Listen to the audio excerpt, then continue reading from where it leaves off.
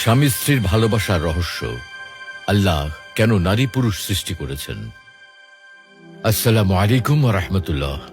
প্রিয় দর্শক, আল্লাহ তাআলা মানুষকে জোড়ায় জোড়ায় সৃষ্টি করেছেন, অর্থাৎ নারী ও পুরুষ রূপে সৃষ্টি করেছেন। কিন্তু অনেকে প্রশ্ন করেন, পৃথিবীতে যদি শুধুই নারী থাকতো, কোনো পুরুষ না থাকতো, তাহলে কি পৃথিবীটা অনেক শান্তির হতো না?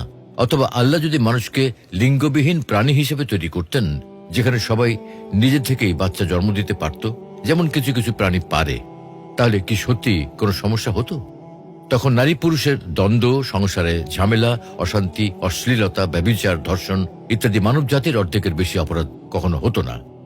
আবার কিছু বিশেষ ব্যক্তিবর্গ এই প্রশ্ন করেন, এখানে জোড়ায় জোড়ায় বলতে কি সমকামী জোড়া হতে পারে না?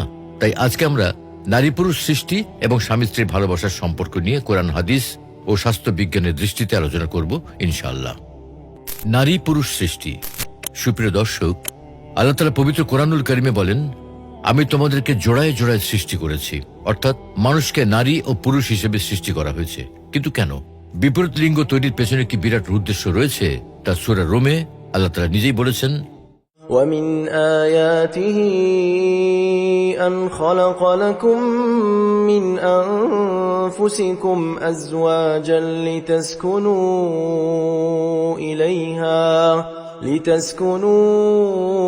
إِلَيْهَا وَجَعَلَ بَيْنَكُم مَّوَدَّةً وَرَحْمَةً إِنَّ فِي ذَلِكَ لَآيَاتٍ لِقَوْمٍ يَتَفَكَّرُونَ।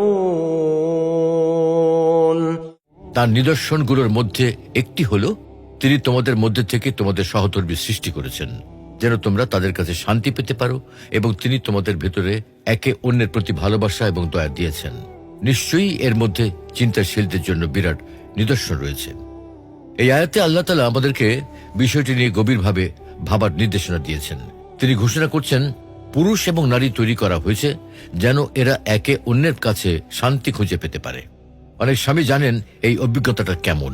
সারাদিনের ক্লান্তি, শত দুশ্চিন্তার মধ্যে অস্থির হয়ে শুয়ে থাকার সময় স্ত্রী যখন কাছে এসে আলতো করে হাত ধরে, একটু গা ঘেঁষে বসে, তখন কি যেন এক অদ্ভুত ঘটনা ঘটে।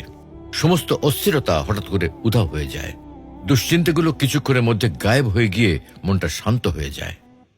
শরীরের ক্লান্তিও যেন কমে যেতে থাকে। অথচ স্ত্রী কিছুই বলেনি বা কিছুই করেনি। সামান্য একটু সঙ্গ, একটু স্পর্শই যথেষ্ট। দুনিয়ার শত সমস্যা স্বামীকে কিছুক্ষণের জন্য ভুলিয়ে শান্তি এনে দেওয়ার জন্য। একই অনুভূতি স্ত্রীদের বেলাও হয়।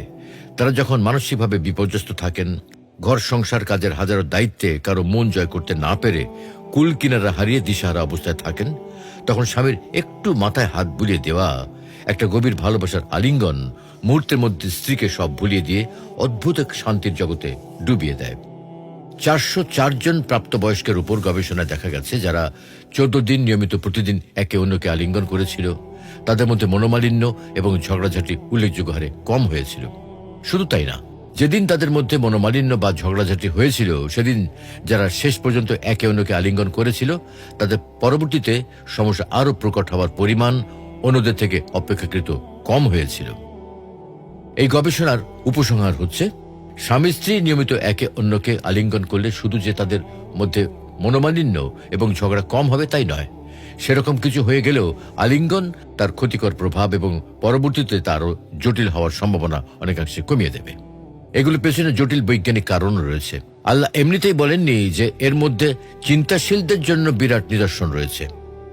বহু গবেষণায় বেরিয়ে এসেছে, যখন আমরা একে অন্যকে গভীরভাবে আলিঙ্গন করি, তখন বুকে, পেটের মধ্যে যে চাপ পড়ে এবং জড়িয়ে ধরে পিঠে হাত দিয়ে আলতো করে উপর নিচ করার কারণে শরীরের বিশেষ কিছু স্নায়ুতে যে চাপ পড়ে, তা থেকে আমাদের মস্তিষ্কে কিছু সিগন্যাল যায়, যা মস্তিষ্ক থেকে অক্সিটোসিন নিঃসরণ করে। এই অক্সিটোসিন শরীরে ছড়িয়ে গিয়ে এমন কিছু হরমোনের নিঃসরণ করে, যা মানসিক চাপ, অবসাদ কমিয়ে দেয়, শরীরে প্রদাহ নিয়ন্ত্রণ করে, উচ্চ রক্তচাপ কমিয়ে দেয় এবং রোগ প্রতিরোধ ক্ষমতা বৃদ্ধি করে। এক গবেষণায় দেখা গেছে, নিয়মিত যে রোগীগুলোকে মায়া মমতা দিয়ে হাত ধরা হয় এবং আলিঙ্গন করা হয়, তারা অন্য রোগীদের থেকে দ্রুত সুস্থ হয় এবং একই অসুখের জটিলতা তাদের গড়পড়তায় কম হয়। নিয়মিত যে দম্পতি একে অন্যকে আলিঙ্গন করে, হাত বুলিয়ে আদর করে, তাদের মধ্যে জটিল সমস্যা হওয়ার পরিমাণ উল্লেখযোগ্য হারে কমে যায়।